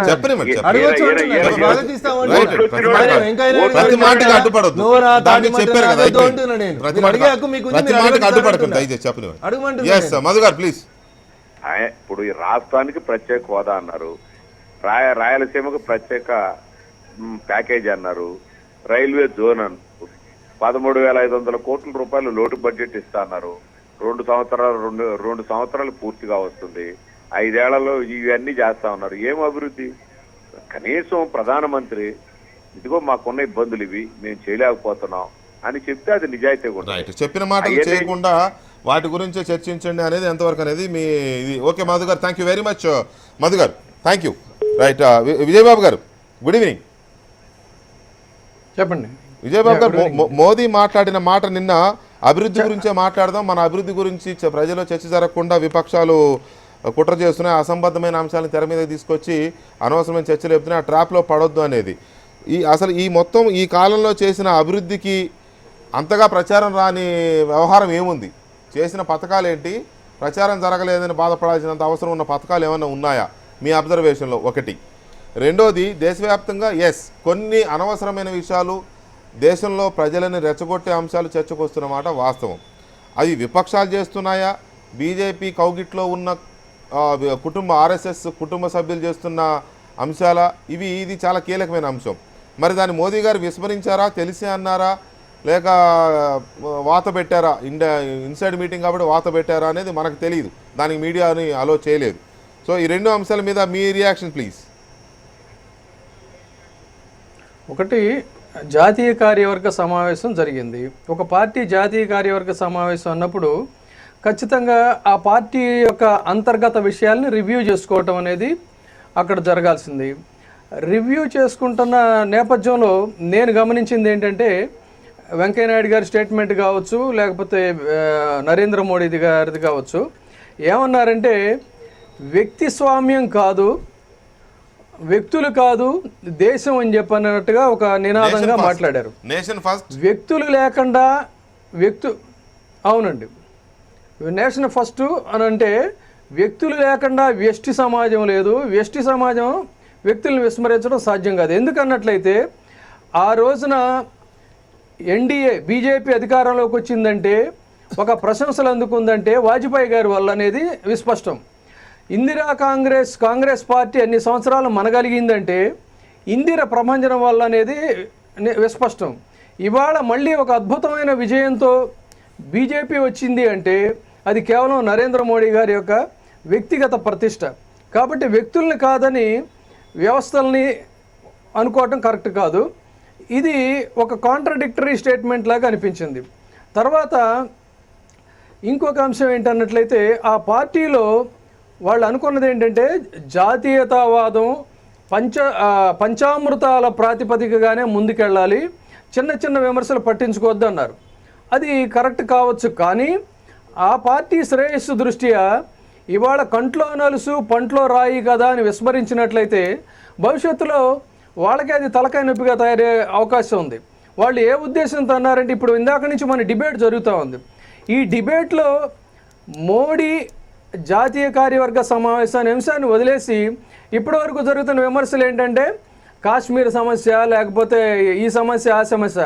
వాళ్ళు అనుకున్నది కూడా ఏంటంటే ఇలాంటి అల్పమైన విషయాల మీద మనం దృష్టి పెట్టే కంటే కూడా అభివృద్ధి మీద పెట్టాలి అని చెప్పనేది ఆ పార్టీ తీసుకున్న నిర్ణయం. తర్వాత ఇందాక మధు గారు చాలా ఒక తమాషా ఆర్గ్యుమెంట్ చెప్పారు. ఏంటంటే ఆయన వయసు గురించి చెప్పారు, 66, 67, 68 అనుకుంటా. ఆయన్ని నేను అడిగేది ఏంటంటే, వామపక్ష పార్టీ 6 దశాబ్దాల పైగా ఉంటే ఈ దేశంలో ఏ స్థాయికి అభివృద్ధి చెందింది? తర్వాత దివాళాకోరు రాజకీయాలుగా రేపు కేరళలో జరిగే ఎన్నికల్లోనేమో కాంగ్రెస్ పార్టీని తెగనాడుతూ అక్కడ వ్యవహరిస్తూ ఉంది. వెస్ట్ బెంగాల్కి వెళ్ళేసరికి కాంగ్రెస్ పార్టీతో అంటగాగుతూ ఉంది. ఒకే ఏకకాలంలో దివాళాకోరు రాజకీయాలు చేస్తున్నటువంటి పార్టీలు, ఇతరతర పార్టీలు ఇవాళ ఒక బలమైనటువంటి ప్రభుత్వం మీద బురద చల్లుతూ ఉన్నాయి. ఇక కాంగ్రెస్ పార్టీ విషయానికి వస్తే ఎంతోమంది దేశ సేవా భాస్వంతులు కాంగ్రెస్ పార్టీ తరఫున స్వాతంత్ర సంగ్రామంలో ప్రాణాలు పణంగా పెట్టి జాతీయవాదానికి ఊపిరులు ఊదితే ఆ పార్టీ తరఫున ఇవాళ సంకుచిత భావజాలంతో దిగజారుడు చర్యలతో వ్యవహరిస్తున్నటువంటి తీరు ఆ పార్టీలో విమర్శించడం అనేది సముచితంగా ఉందనేది నా ఉద్దేశం. అయితే అదే క్రమంలో ఇక్కడ ఒక మాట విజయబాబు గారు దయచేసి ఇక్కడ నిర్మాణ కార్యక్రమం వాళ్ళు మాట్లాడుతుంది ఏంటంటే అభివృద్ధితో పాటు నేషన్ ఫస్ట్, నేషనలిజం అనే దాని మీద అది ఒక ట్రంప్ కార్డ్ లాగా వాడుకుంటున్నారు. జాతీయత అనే అంశాన్ని ముందుకు తీసుకొచ్చి చేస్తున్నారు. రైట్, జాతీయత వద్దని కానీ, దేశాభిమానం వద్దని కానీ, లేదా దేశభక్తి వద్దని కానీ, నేషన్ ఫస్ట్ అనే దాన్ని ఎవరు కాదన్నారు. కానీ జాతీయత అనేది నేను చెప్పిందే జాతీయత, నేను చెప్పే స్లోగన్నే జాతీయత, లేకపోతే నా బాటలో నడిస్తేనే జాతీయత అనే ఒక పిడివాదం, ఒక మొండివాదం వల్ల ఈ దేశంలో ఇట్లాంటి సమస్యలు వస్తున్నాయేమో. అది వాళ్ళు రివ్యూ చేసుకోకుండా మేము చెప్పి మా అడుగుల్లో అడుగులు వేయండి, మా అడుగులకు మడుగులు వస్తండి, అదే జాతీయత అనే రకంగా మాట్లాడడం ఎంతవరకు కరెక్ట్? అడుగు కాదండి. ఇప్పుడు జాతీయవాదానికి ఏ అడుగైనా సరే తడబడినప్పుడు మరొక అడుగు సరి చేయడానికి ఎవరైనా కూడా వాయిస్ వినిపించవచ్చు. నేను ఇందాక అన్నది అందుకనే ఎంతోమంది దేశ సేవా భాస్వంతులు జాతీయవాదానికి త్యాగాలు చేస్తే కన్నా కాంగ్రెస్ పార్టీలో ఇవాళ సంకుచితమైనటువంటి వాటి ద్వారా ప్రభుత్వాన్ని అస్థిరతపరిచి తద్వారా అధికారంలోకి రావాలనుకోవటం ఇవాళ ఆనాటి కాంగ్రెస్ పార్టీ ఆనాటి చెప్తానండి ఆనాటి కాంగ్రెస్ పార్టీకి వస్తున్నానండి. కాదు విజయబాబు గారు, అంటే ఒకటి మీరు వస్తున్నారు కానీ నేను అనేది ఇక్కడ ఏమవుతుందంటే రైట్, జాతీయత విషయంలో ఎవరైనా సంకుచితంగా ఉన్నట్లయితే వాళ్ళని గాడిని పెట్టాల్సిన అవసరం ఉంటుంది. దాన్ని ఎవరు కాదనరు. ఎవరైనా దేశానికి వ్యతిరేకంగా మాట్లాడితే కూడా స్పందించవచ్చు, ఇదంతా బాగానే ఉంటుంది. కానీ జాతీయత అంటే భారత్ మాతాకి జై అన్న ప్రతివాడు అనాల్సిందే అనే ఒక మాట సార్ ప్లీజ్ మీ దగ్గర మీరు చెప్పండి. నేను మిమ్మల్ని కాదనలే, మీ ఆర్గ్యుమెంట్ తీసుకోను అనలేదు. జాతీయత అనేది దయచేసి ఒక మాట వినండి సార్ ప్లీజ్. విజయబాబు గారు అన్నదాన్ని మీరు వినలేదు. ఒక మాట వినండి. అక్కడ రాలేదు సార్, అక్కడ రాలేదు. విజయబాబు గారు చెప్పిన దాంట్లో మీరు ఫోన్ మాట్లాడుతున్నారు.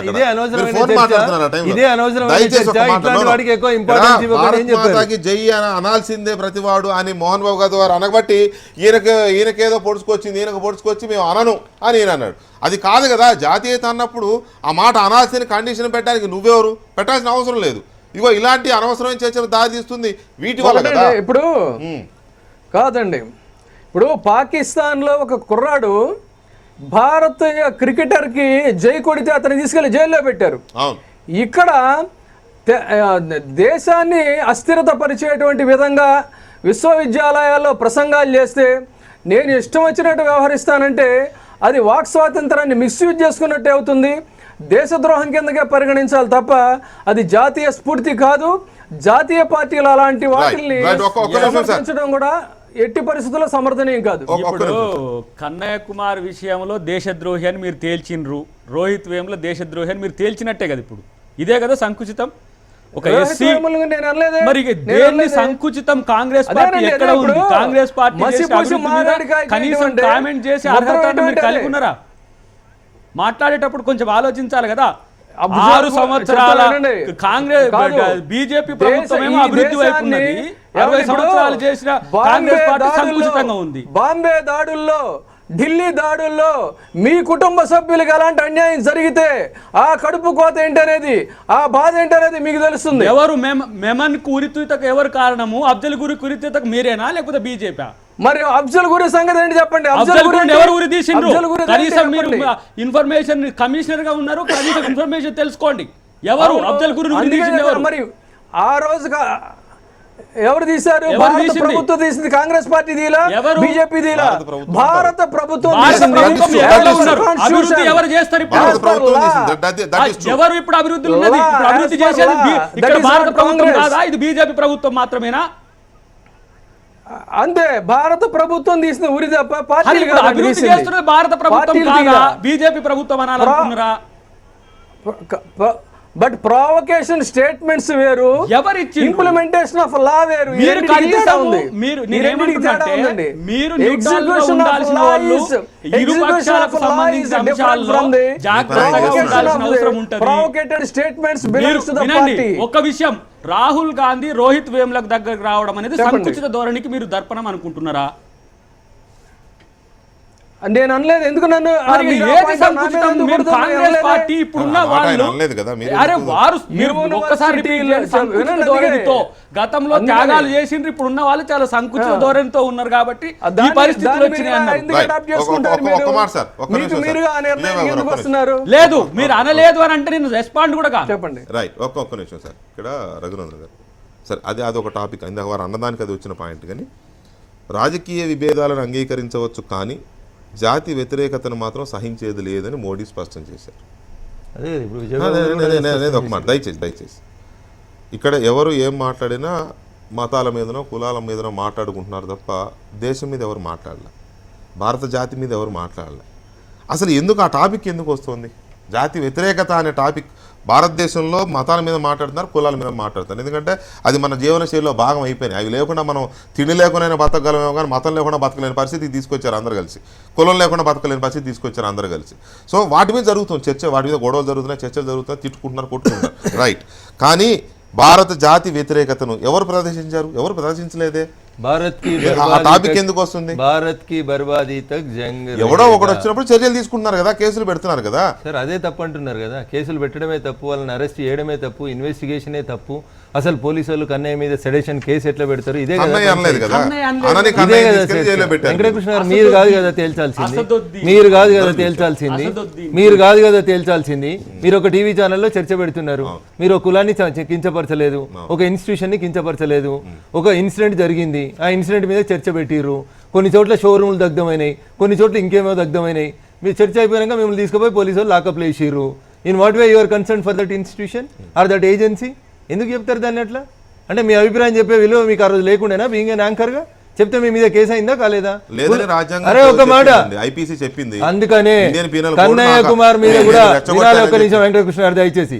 మీ మీద ఎట్లయితే కేసు రిజిస్టర్ చేసే అధికారం ఆ రోజు ఉన్నటువంటి పోలీసు వాళ్ళకి ప్రభుత్వానికి ఉందో, కన్నయ్య కుమార్ మీద కూడా పోలీసు వాళ్ళు 24 గంటలు కూడా కాదు, మీరు పోయి స్టూడియోలోకి వెళ్ళి డ్రెస్ ఇప్పే లోపల వచ్చి మిమ్మల్ని అరెస్ట్ చేసి తీసుకుపోయినరు.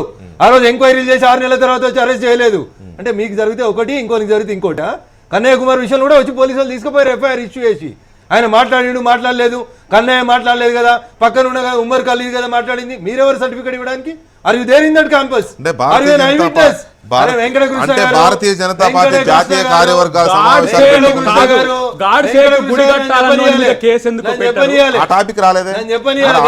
రావాలి కదా. ఎవరు జాతి వ్యతిరేకంగా మాట్లాడిరు అనే దాని గురించి చర్చ జరుగుతుంది అని అన్నారు.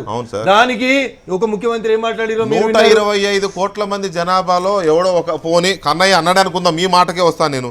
ఒక కన్నయ్య, ఒక ఖలీదో, కేసు నేను పెడితే దాని మీకు గురించి ఇబ్బంది అనలేదండి. ఏంది? కేసు కాంగ్రెస్ పెట్టి- పార్టీకి ఇబ్బంది ఏంది? దయచేసి- మీరెవరు ప్రీమాచ్యూర్ గా చెప్తారు కేసు కాలేదని? హోం మంత్రి మాత్రం మీరు ఎట్లా హోం మంత్రే ప్రీమాచ్యూర్ మాట్లాడతాడన్నా, ఎట్లా తెలుసు? హోం మంత్రే ఎట్లా మాట్లాడతాడు, తెలుసు? ఆయనకు అన్ని హోం తెలుస్తాయి. మంత్రికి ఈ దేశంలో ఏం జరుగుతుందో అంశం హోం మంత్రికే రాజ్నాథ్ సింగ్ తెలుస్తుంది. ఎట్లా తెలుస్తుంది? హోం మంత్రికే తెలుస్తుంది అన్న. గాడ్సేకు దయాకర్ అన్న, నీకు కూడా తెలియదే? హోం మంత్రికే తెలుస్తుంది. ఇంటెలిజెన్స్ బ్యూరోలు వీటన్నిటికీ చెప్తాయి. 7 నెలలకు కూడా మీరు కేసు పెడతలేరు. ఒక ప్రజాప్రతినిధి దేని మీద? గాడ్సేకు గుడి కట్టాలన్న ఒక దేని మీద? ప్రజాప్రతినిధి It is not banned by the government. It is not banned by the constitution.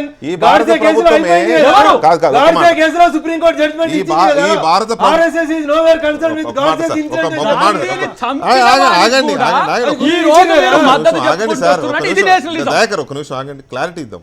ఇప్పుడు ఇది ఏ భారత ప్రభుత్వం అయితే అఫ్జల్ గురువును ఉరిదీసిందో, ఏ భారత ప్రభుత్వం అయితే ఇంకొక ఉగ్రవాదిని ఉరిదీసిందో, ఏ భారత ప్రభుత్వం అయితే కసబును ఉరిదీసిందో, అదే భారత ప్రభుత్వం కూడా గాడ్సేని ఉరిదీసింది కదా. మరి ఆ గాడ్సే గుడి కడతానన్న వాడి మీద కూడా మీరు ఇలాంటి చర్యలు తీసుకోవాలి కదా, వెంకటకృష్ణ గారు. తీసుకోవాలి కదా. అది మరి అది జాతీయ వ్యతిరేకత అనిపించుకోదా? వెంకటకృష్ణ గారు. ఒకవేళ వ్యతిరేకత అయితే వెంకటకృష్ణ గారు. ఒక మాట నేను అడగడం పూర్తి కాలే. నిజానికి ఒకవేళ నాలాంటి వాడు కూడా గాడ్సే అభిమానం ఉంటాడండి, ఆయన తప్పు చేసి ఉండొచ్చు, గాంధీని చంపుండొచ్చు, బట్ నాకు అది చంపడం కరెక్ట్ అనిపించిందేమో అనుకుందాం. సపోజ్ అంత మాత్రం నేను జాతి వ్యతిరేకిని కాదే. మరి అలాంటిది కన్నయ్యనేమో అరెస్ట్ చేస్తారు, మరి గాడ్సే గుడి కడతానని వాడిని ఎందుకు అరెస్ట్ చేయలేదు? చెయ్యరు. మరి అది జాతి వ్యతిరేకతగా ఫీల్ అవ్వాలి మీరు. అదే. మీకు అర్థం కావాల్సింది ఏంటంటే ఏది జాతి, ఏది మతము, ఏది కులము, దేని మధ్యలో వ్యత్యాసం ఉందనేది ముందు మీకు అర్థం కావాలి. నేను అందుకనే మిమ్మల్నే ఉదాహరణగా చెప్పిన. ఒక టీవీ ఛానల్లో మీరు చర్చ జరిపితే చర్చ అయిపోగానే వచ్చి మిమ్మల్ని అరెస్ట్ నేర్చుకుంటాం సార్, చేసి BJP ఏం పాలనలో ఇన్వెస్టిగేషన్ చేసిరు? నేర్చుకోవాలి. బీజేపీ నుంచి నేర్చుకుంటారా, వకీల నుంచి BJP నేర్చుకుంటారా? పాలనలో- నేర్చుకోవాలి. BJP పాలనలో నేర్చుకోవాలి. BJP ఎవ్రీ పాలనలో అడ్వకేట్ ఈజ్ ఏ నేర్చుకుంటాం. స్టూడెంట్ అని మేము నమ్ముతాం. దేశం అంటే ప్రతిరోజు ఏంటి, నేర్చుకోవాలని దేశం చెప్తానే అంటే ఉంటారు. దేశభక్తి అన్ని అంటే నాకే ఏంటి? తెలుసని ఎవడని అనుకుంటే అంతకంటే మూర్ఖుడు ఇంకెవడు ఉంటాడు. దేశభక్తి మేము అంటే సుప్రీంకోర్టులో ప్రాక్టీస్ చేసే వకీలను కూడా రోజు చదువుకోవాలనుకుంటాం. తప్పదు. రోజు కొత్త చట్టాలు వస్తున్నాయని అనుకుంటాం. అది నిజమే కానీ If somebody దేశభక్తి feels, అంటే ఏంటో I know నేర్చుకుంటాం. everything, నేర్చుకోవాలంటున్నా. Yes, మీకు తెలియదు కాబట్టి చెప్తాము మీరు అంటున్నా. నేర్పండి ఇక. వినండి, అదే ఒకటి క్రైమ్ ఏంటో వెంకటేశ్వర చెప్తున్నా నేను మీకు. నేను ఒకటి- మీ వ్యక్తిగత ఇన్సిడెంట్ నేను ఎందుకు ఉదాహరణ నా తీసుకున్నా వ్యక్తిగత అంటే, ఇన్సిడెంట్ అనేది ఎందుకు తీసుకున్నా అంటే అదొక దయచేసి మీరు యాక్సిడెంట్ అర్థం అండి, దానికి చేసుకుంటారని. దీనికి సంబంధమే లేదు. అర్థం మీరు పదే పదే నన్ను కోట్ అర్థం చేసి చేసుకుంటారని. నన్ను ఏదో అట్రాక్ట్ అర్థం చేయాలని చేసి చూడొద్దు మిమ్మల్ని దయచేసి. అట్రాక్ట్ చేయాల్సిన అవసరమో మిమ్మల్ని కన్విన్స్ చేయాల్సిన అవసరమో నాకు లేదు. వాస్తవాలను చెప్పదలుచుకున్నా. మీరు పదే పదే అడుగుతున్నారు. కన్నయ్య కుమార్ విషయం లోపల తొందరపడి కేసు పెట్టిరు. కన్నయ్య కుమార్ మాట్లాడలేదు. You are not the right person to justify it. Venkatakrishna గారు, పోలీస్ ఇన్వెస్టిగేషన్ జరుగుతుంది, జరగనియండి. వాళ్ళు ఛార్జ్ షీట్ వేస్తారు, వేయనియండి. ఆ రోజు మీ పట్ల జరిగినటువంటి సంఘటన నేను ఎందుకు కోట్ చేసిన అంటే, ఒక సంఘటన కొన్ని సంఘటనలకు కారణమైంది, కొన్ని చోట్ల దాడులు జరిగినాయి, ఈ వార్త నువ్వు ప్రసారం చేసినావు, దీనికి నువ్వే బాధ్యుని అని చెప్పి మిమ్మల్ని 24 గంటల కంటే ముందే తీసుకుపోయినరు. దానికి ఏముందాడా, ఓన్లీ జస్ట్ ఎయిర్లో టెలికాస్ట్ అయింది, దాన్నే మీకు మీద బూచిగా చూపెట్టి మిమ్మల్ని ఆ రోజు అరెస్ట్ చేసారు. నాకు మిమ్మల్ని ఏదో ఇన్స్పైర్ చేయాలనో లేకపోతే ఇంకేదో అడ్మైర్ చేయాలనో లేదు. అక్కడ వాస్తవ సంఘటనని నేను మీ ద్వారా మా మిత్రుడు దయాకర్కి చెప్పాలనుకుంటున్నా. కన్నయ్య అనలేదు కదా అని మీరు కూడా ఒక మాట అన్నారు, పక్కనున్నోడు ఎవరో అన్నారు కదా అని. అది మీరు, నేను కాదు కదా వెంకటకృష్ణ గారు. ఇన్వెస్టిగేషన్ చేస్తున్న ఏజెన్సీకి వదిలేద్దాము అంటున్నా. దయచేసి ఒకవేళ కన్నయ్య గారు తప్పు చేయనట్లయితే ఛార్జ్ షీట్ లో వారి పేరు డిలీట్ అవుతుంది.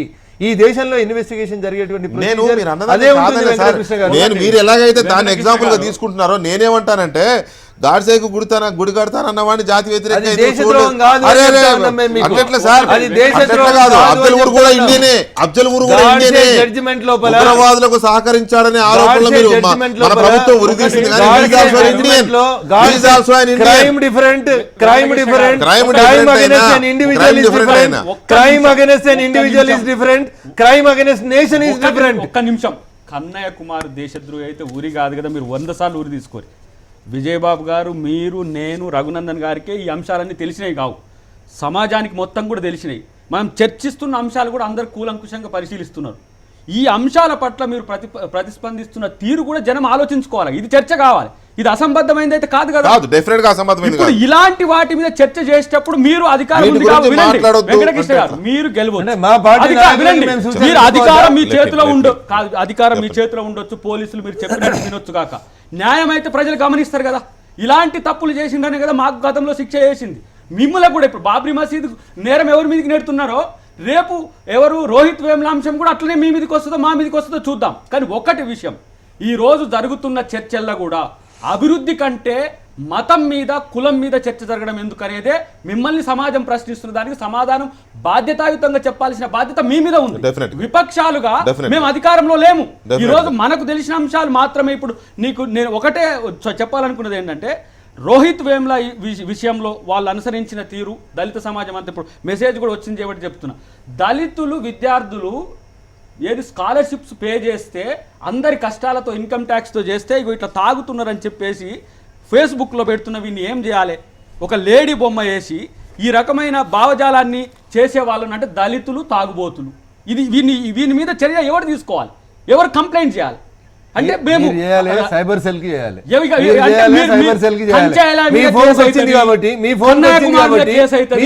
రోహిత్ వేముల మీద కేసు అవుతుంది. కాబట్టి ఇది బీజేపీ రూల్ ఆఫ్ లా, ఇది మేము చెప్పాలనుకుంటున్నాం. ఇది ఆర్ఎస్ఎస్ డిరైవ్డ్ ప్రోగ్రామ్ కాదు. అంటే మీరు నిజంగా డెమోక్రటిక్ విలువలను మీరు పాటించండి, మేమే ఫెయిల్యూర్ అవుతాం అక్కడ. మేమెందుకు? మీరు 32 సంవత్సరాల కింద వచ్చిన మీతో మేము జాతీయవాదాన్ని కొత్తగా నేర్చుకోవాల్సిన పరిస్థితి వచ్చింది. మేము మతాన్ని మాత్రమే ఆపోదించుకోవాల్సిన దుస్థితి వచ్చింది. మేము కులాన్ని మాత్రమే ఆపోదించుకోవాల్సిన పరిస్థితి వచ్చింది.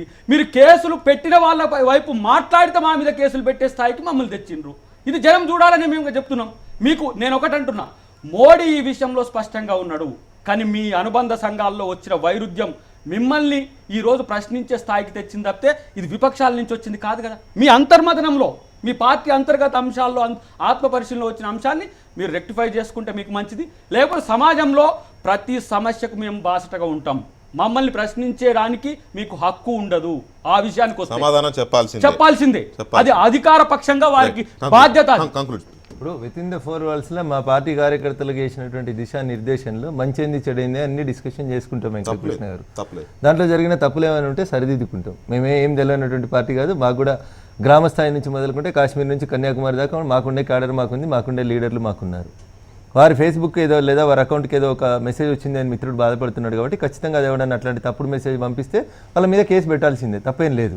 దానికే కొత్తగా ఐటీ చట్టాలు వచ్చినాయి, సైబర్ సెల్స్ వచ్చినాయి, సైబర్ ఇన్వెస్టిగేటింగ్ ఏజెన్సీస్ కూడా వచ్చినాయి. వెంకటకృష్ణ గారు, ఒక కులాన్నో ఒక ప్రాంతాన్నో ఇంకొక మతాన్నో మేము ఎక్కడ కూడా కించపరిచి మాట్లాడట్లేదు. మాట్లాడడం భారతీయ జనతా పార్టీ ఉద్దేశం కాదు.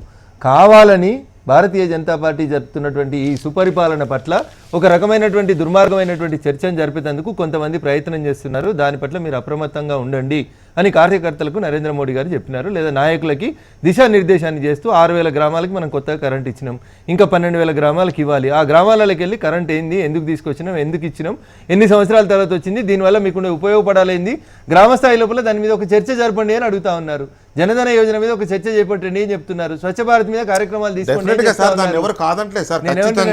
ఖచ్చితంగా కేంద్ర ప్రభుత్వం తీసుకునే అభివృద్ధి కార్యక్రమాల మీద, ప్రజా సంక్షేమ కార్యక్రమాల మీద చర్చలు జరగాల్సిందే, ప్రజల్లో చర్చ జరగాల్సిందే. ప్రజలకు తెలియాలి అసలు ముందు కేంద్ర ప్రభుత్వం మా కోసం ఏం పథకం పెట్టింది, అది మాకు ఎలా జరగాలి, అది చర్చ జరగాలి, ప్రజలకు తెలియాలి. కానీ అది తెలియకుండా చేస్తున్నది, అలాంటి అవకాశం లేకుండా చేస్తున్నది మళ్ళీ విత్ ఇన్ ది ఫోర్సెసే కదా. మీ ఫోర్సెసే చేస్తున్నాయి, అనవసరమైన ఇష్యూస్ రేజ్ చేస్తున్నాయి అనేది ఇక్కడ ఒక అబ్జర్వేషన్.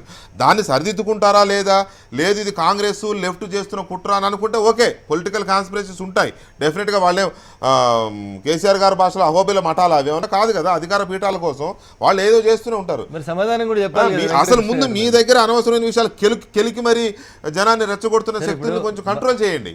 అది చేస్తే మిగతా అన్ని విషయాలు చర్చలోకి వస్తాయి.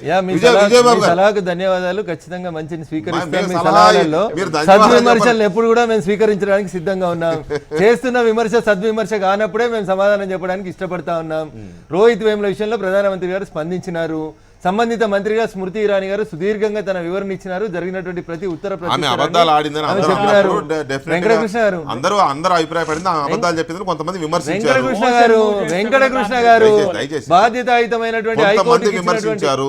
విమర్శ అనేది ప్రతి చోట దానికి ప్రధానమంత్రిగా చెప్పాలి, మళ్ళీ ఆమె సమాధానం చెప్తే కాదు. ఇప్పుడు రాష్ట్ర హైకోర్టుకి ఇచ్చినటువంటి అఫిడవిట్ ని పోలీసు వాళ్ళు ఇచ్చిన అఫిడవిట్ ని చదివితే ఆమె తప్పులు చెప్పింది తీసుకొచ్చారు. స్టేట్ పోలీస్ ఇచ్చిన అఫిడవిట్ నీకెందుకమ్మా, నీ యూనివర్సిటీలో నీ పవర్స్ ఉన్నాయి కదా, నీ మ్యాన్ పవర్ ఉంది, నీ సోర్సెస్ ఉన్నాయి, వాళ్ళు ఏమి ఇచ్చారు అది బయట పెట్టమంటే సమాధానం నన్ను చెప్పనియండి. నేరం జరిగినప్పుడు వైస్ ఛాన్సలర్లు, లెక్చరర్లు, ప్రొఫెసర్లు కాదు సార్ ఇన్వెస్టిగేషన్ చేయాల్సింది. నేరం జరిగినప్పుడు ఇన్వెస్టిగేషన్ చేయాల్సింది పోలీసు వాళ్ళు, దాని మీద నేరాలు శిక్షలు వేయాల్సింది కోర్టులు. ఆ రెండింటి కాయిదాలనే ఎవరైనా ఆధారపడతారు సార్. పోలీసు వాళ్ళు చేసిన ఇన్వెస్టిగేషన్ కి భిన్నంగా యూనివర్సిటీ వీసీ చెప్తే కేసు క్లోజ్ అవుతుందా వెంకటకృష్ణ గారు? ప్రభుత్వం ప్రజలది. అవును సార్, ప్రజలకే సమాధానం చెప్తున్నాం సార్. అంటే కంక్లూజన్ కోసం చెప్తున్నా నేను, మీకు తెలియదని కాదు, మీకు నేర్పేంత ఇదని కాదు, నేర్చుకుంటాం సార్. కాకపోతే ఏంటంటే కాంగ్రెస్ ఉన్నా, బీజేపీ ఉన్నా, ఇంకొకరున్నా ప్రభుత్వం ప్రజల ప్రభుత్వం. ఈ ప్రజల ప్రభుత్వం తీసుకునే ఏ పథకమైనా, అది సంక్షేమ పథకమైనా లేకపోతే అభివృద్ధి పథకమైనా ఇంకోటైనా, అది ప్రజలకు తెలియాలి, ప్రజలకు చేరాలి. డెఫినెట్గా ప్రజలకు చేరాలంటే మాలాంటి వాళ్ళని చర్చలు పెట్టాలి, మీలాంటి వాళ్ళు ప్రజల్లోకి వెళ్ళి ఇగో ప్రభుత్వం ఇది తెచ్చింది, ముద్రా పథకం తెచ్చింది, లేకపోతే ఇంకోటి తెచ్చింది, జన్ధన్ యోజన తెచ్చింది చెప్పాలి. అవి జరగాల్సిందే ఖచ్చితంగా. అవి జరగకుండా చేస్తున్నది ఎవరు అనే దాని మీద కాన్సన్ట్రేషన్ కూడా అవసరమే. మంచి ఫోకసే పెట్టారు, కానీ ఫోకస్ రాంగ్ డైరెక్షన్లో ఉందేమో అనేది మాత్రమే ఒక అభిప్రాయం. Thank you very much Raghunandan గారు అండ్ దయాకర్ గారు, విజయబాబు గారు, థ్యాంక్ యూ వెరీ మచ్. ఇది డిబేట్ నెంబర్ 1. ఇక భారతదేశంలో చాలా రాష్ట్రాల్లో శాసన మండళ్ళు లేవు. 7 రాష్ట్రాల్లో మాత్రమే శాసన మండళ్ళు ఉన్నాయి. కొన్ని రాష్ట్రాలు కావాలని అడుగుతున్నా కూడా పార్లమెంట్ ఆమోదించకపోవడం వల్ల ఇంకా అక్కడ శాసన మండళ్ళు ఏర్పాటు అవ్వలేదు. శాసన మండళ్ళు ప్రధానంగా రాజకీయ నిరుద్యోగులకు ఉపాధి అవకాశాలుగా మిగిలిపోతున్నాయని, దానివల్ల పెద్దగా ఒరిగేదేమీ లేదనే అభిప్రాయం ఉన్నా కూడా కొన్ని రాష్ట్రాల్లో కొనసాగుతున్నాయి. అయితే కొత్తగా కేంద్ర ప్రభుత్వం ఉంటే 29 రాష్ట్రాల్లో ఉండాల్సిందే, లేదంటే ఏ రాష్ట్రంలో ఉండడానికి వీల్లేదు. పార్లమెంటు వర్షాకాల సమావేశాల్లోగా అన్ని రాష్ట్రాలు అసెంబ్లీలో తీర్మానం చేసి పంపండి మీకు కావాలా వద్దో అనే విషయం మీద కొత్తగా ఒక నిర్ణయం తీసుకుంది. దీని మీద డిబేట్ నెంబర్ 2లో చిన్న బ్రేక్ తర్వాత